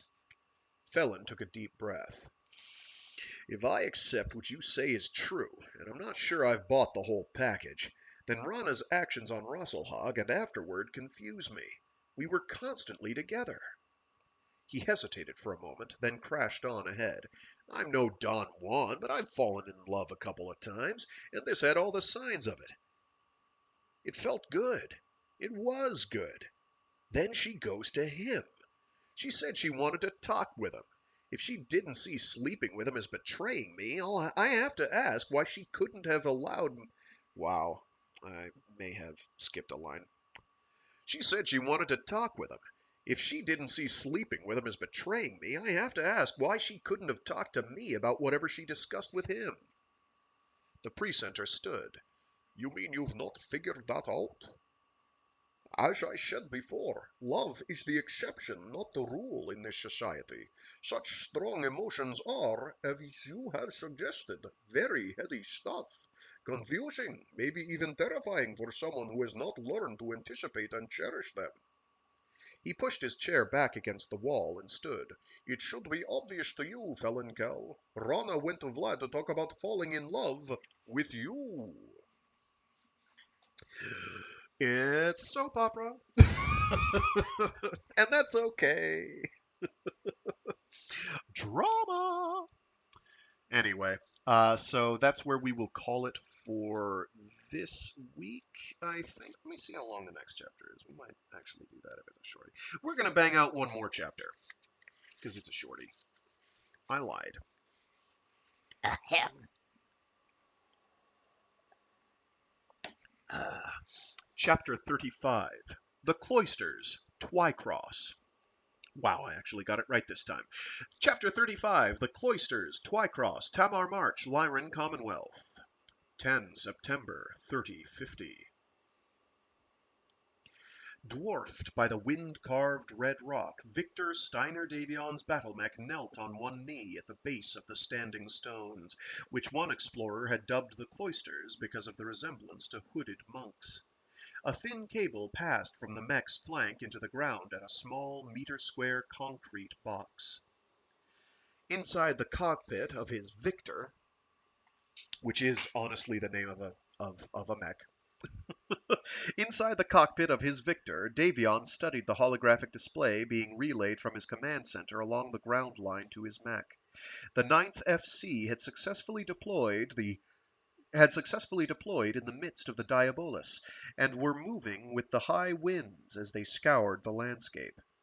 In their wake, at the site of the Ninth's landing and two other strategic points, a legion of mech decoys and a considerable number of vibrobombs had been planted.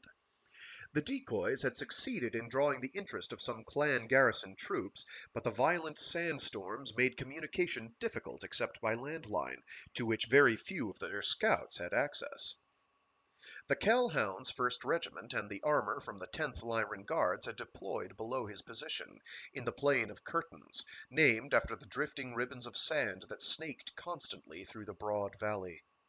One mech company from the 10th Lyran Guards had set up in the foothills of the Windbreak Mountains to block access to the Kell Hound's rear area through the great gash to the east of the plain of curtains. The mercenaries' own 2nd Regiment warded the 1st Regiment's left flank by slipping into the Shark-Tooth Mountains to the west.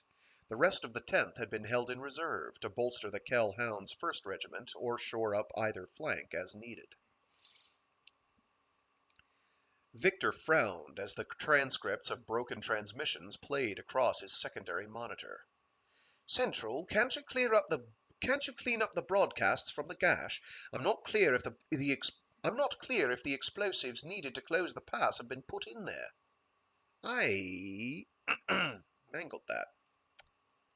Central, can't you clean up the broadcasts from the gash? I'm not clear if the explosives needed to close the pass have been put in place. I also get the impression that some of the power armor may be active in that area. Please confirm. Victor waited as the comm center's operator hunted up the information. If the garrison troops come through and accept the Kell Hound's challenge, as expected, the Diabolus should cap the north end of the plain, just after the Falcons arrive. The Diabolus will make fighting tough, but it gives us an advantage by shortening ranges and diffusing energy beams at anything but point-blank range. The infighting will be nasty, but that's what will even the odds. He glanced at his mech's status report on the primary display. Good God willing, and this autocannon don't jam.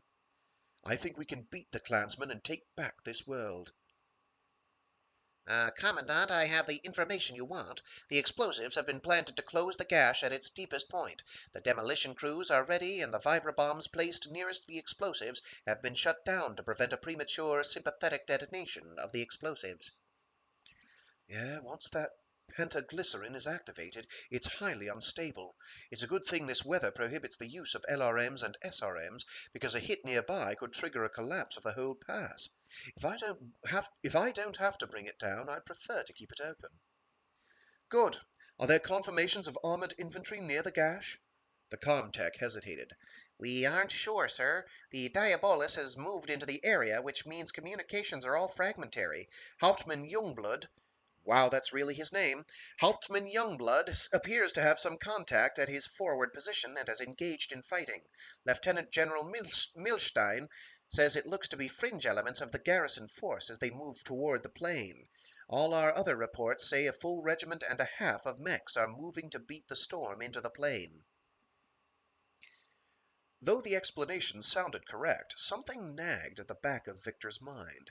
It's more than my dislike of Morgan assigning Lieutenant General Milstein as my safety valve. I can't have Milstein pull a Hawksworth on me. Thank you, ComCenter. He switched over to another channel on the landline. Kai, this is Victor. Have you been monitoring the situation at the gash? Affirmative. Assessment? The hum of dead air filled Victor's neurohelmet as Kai considered his reply. I think, Commandant, that the clans are probing the gash to see if we've left it undefended. The use of power armor could be an attempt to get through and into our rear. Depending upon the numbers of the infantry, they'll be able to overwhelm our forward company of mechs, especially if they're fighting with clan mechs, and then blow through our infantry. Victor winced. That's likely to be nasty. He glanced at his map and punched a command into the computer that magnified the section of the map nearest the gash. We have a mobile hospital unit in sector 0227. Get your lance over there and report back to me on the situation. The hospital is sitting right on top of a landline junction box, so you should have no problem getting through. The enthusiasm in Kai's voice survived transmission intact. Thank you, Vic. Talk to you in an hour. 1 hour. Got it. Victor stopped his hand in mid-motion just as he was about to shift his radio back to the link with the command center. Kai, be careful. That hatchet man you're riding has neither the firepower nor the armor you're used to with the Yenlo Wang. I hope like hell you won't need it, but remember that baby's whole head assembly comes away when you eject, so your torso has to be up. Kai laughed. Just like my uncle's wolfhound. Caution noted and appreciated. Will advise as soon as I arrive on the scene. Allard out. Victor switched his radio back over to his command center. TACCOM, Davion here. I've detached Allard's scout lance for a recon of sector 0227. Patch him through to me when he has a report, but I want you to monitor it as well. I'm going to break off here and head down to the plain. I'll join up with Hauptmann Cox and Alpha Battalion. Acknowledged, sir. Lieutenant General Milstein urges you to be careful. ETA of enemy is 30 minutes at their last clocked speed and position. Roger, Davion out. Victor hit a button on his console, and the fiber-optic landline splice reeled itself back into the compartment on his mech. As his 80-ton battle mech rose to its feet, a wind buffeted it. The Victor began to sway, but the gyros linked via the neurohelmet to the prince's own sense of balance steadied the humanoid machine. With the mech's left hand, Victor patted one of the stone monks on the leg, then lumbered his machine forward and down into the valley. Below him, the plain of curtains spread out like a coppery field of fired clay. From his vantage point, he saw the shifting walls of sand that raced over that baked slab. Juggernaut winds twisting into the valley through the mountains drove the sand before them in haphazard patterns. Where they collided, the writhing walls of sand degenerated into red-gold dervishes that battled each other until they collapsed into scarlet piles of dust. Beyond the plain of curtains lurked the Diabolus. The huge, whirling funnel of dust and debris appeared, for the most part, to be a black cylinder. Victor detected motion in it, but because of the distance and the storm's size, the walls appeared to be spinning at a painfully slow rate. Even so, the height to which streaks of red had risen in the black cone spoke of the power in the creeping storm. I know the winds in there have been clocked at more than 350 kph. The 9th FC's inertial guidance system and independent clocks are going to be the only things that drop them in on us on time. Victor glanced at his own clock. 20 minutes to engagement. He hurried his mech down the trail hammered flat by the feet of many other killing machines, then cut away from the trail about 500 meters above the valley floor. As he passed a checkpoint, a mech emblazoned with a flaming arrow insignia of a Pathfinder waved him toward the front of the Lyran Guards formation. There he found Galen Cox's Crusader standing beside a wolfhound painted in the red and black of the Kell hounds. Victor opened a radio link with the two mechs. Lieutenant Colonel Allard, I've sent Kai to check on the possibility of a clan probe into the area of the Great Gash. They may have some power armor coming through there, and perhaps a lance or two of mechs. Dan Allard's reply rumbled through the speakers in Davion's neurohelmet. I'll have Colonel Bray drop a lance back to cover that chance. And the only good thing about that news is that it means they probably aren't going to come through the shark teeth. I think I can have Scott Bradley bring the 2nd Regiment down into their staging areas now. Victor nodded to himself. Excellent idea, sir. We just have to make sure that they don't commit too soon. We want the Falcons in and engaged with the 1st Regiment before we surprise them with the 9th FC and the rest of the hounds. A note of amusement worked its way through Dan's mild rebuke. As per the plan, Commandant. Don't worry, I remember. The wolfhound turned from the other two mechs and began the final descent to the floor of the plain. Galen's mech pointed toward the far end of the valley. Our spotter at the valley mouth just said the Falcons are on their way. He reports a scattering of their unusual mechs, Thors and Lokis, and something he tagged Fenris, among other more conventional designs. It appears they don't let their garrison troops use the good stuff. Until now, we hadn't given them any reason to suspect that they needed mechs on their conquered worlds at all. Victor glanced at his secondary monitor. All we have to do is hold them for an hour, and then the Ninth will close the trap. We'll have them, and we'll have handed them their first defeat in this war. Good God willing, and the passes hold, Galen murmured. Victor turned his mech to face the plain of curtains. Look, Galen, the Falcon's point lancers have found the hounds. The undulating curtains of wind-whipped sand played a deadly game of hide-and-seek with the battle mechs. The reddish dust all but hid the scarlet torsos of Kell hound mechs until the Falcons were almost upon them. At point-blank range, the invaders' targeting edge meant nothing, reducing the battle to a contest that would be decided by the opponent's sheer firepower and the strength of their defenses. The initial exchanges ran in favor of the Kell hounds. Because of their superior numbers, they concentrated their fire on a single target and were able to cripple it with a salvo or two. The Falcons, in keeping with what Victor saw as their standard battle doctrine, picked out individual targets and attacked them to the exclusion of all others. The Falcon scout groups withdrew quickly at first, but slowed their retreat as the Kell hounds failed to follow and their own reinforcements moved up. The Kell hounds pulled back in the face of the whole Falcon host. When various individual Falcons sprinted out away from their lines, the Kell hounds shot them up. The Falcon commander quickly reined in his people, and the invaders began a controlled advance, willing to let the mercenaries choose their own time and place to die. Victor's eyes narrowed. They'll make their move soon. The hounds don't have much room left to pull back further. Once they engage solidly, then we can call in the 2nd Regiment.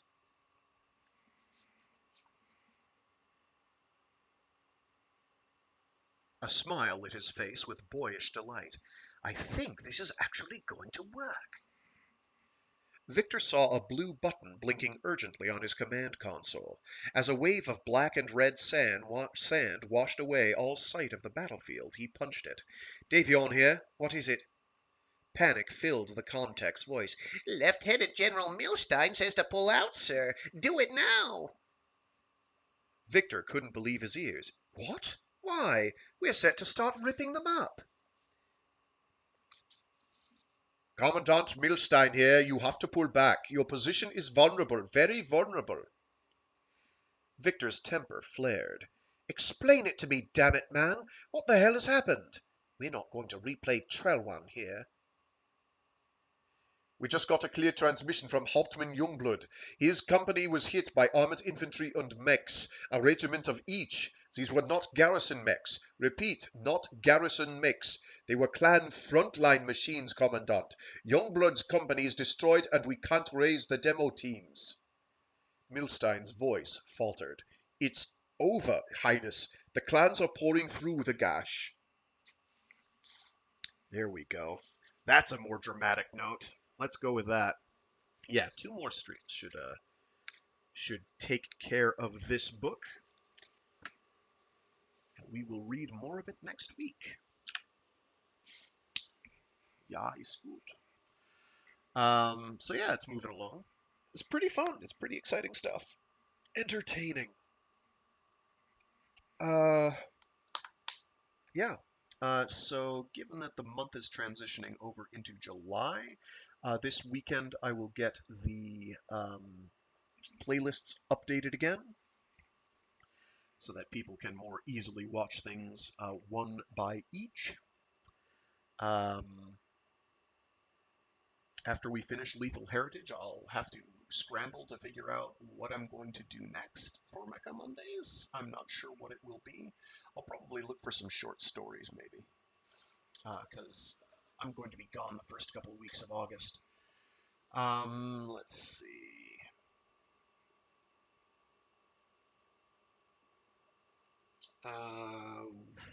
Another couple for Merchanter's Luck, and I think it's 3 to 4 remaining for Death's End. Anyway, we'll have it all wrapped up by August. The books that we're reading at the moment will have wrapped up by August. Anyway, hope people enjoyed. Sorry, a little rough. My throat and lungs are all messed up and the sinuses are all messed up due to breathing in exhaust and dust all day. And there's a weather shift going on that's got me feeling a little out of sorts. But we try to do what we can do. Anyway, that'll do it for me for today. This Wednesday, we'll read more of Merchanter's Luck. So feel free to tune in then. As ever, I stream every Monday, Wednesday, and Friday starting at 12 noon EST, Eastern Standard Time. Yeah, that's what I do. It's true. If you want to tune in live, you can. If you don't want to tune in live and just want to listen to these after the fact, feel free to do that. Either is fine.